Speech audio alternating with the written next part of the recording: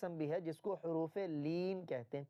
लीन का माना है नरम, चूँकि ये हरूफ नरमी के साथ अदा होते हैं। हरूफ लीन अरबी में दो हैं। नंबर एक, वाव साकिन जिससे पहले ज़बर हो।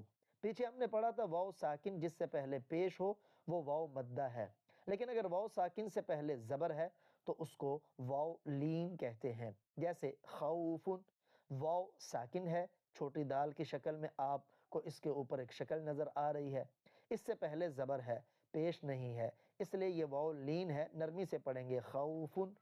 नंबर दो, या लीन, या साकिन हो और उससे पहले ज़बर हो तो इसको या लीन कहते हैं।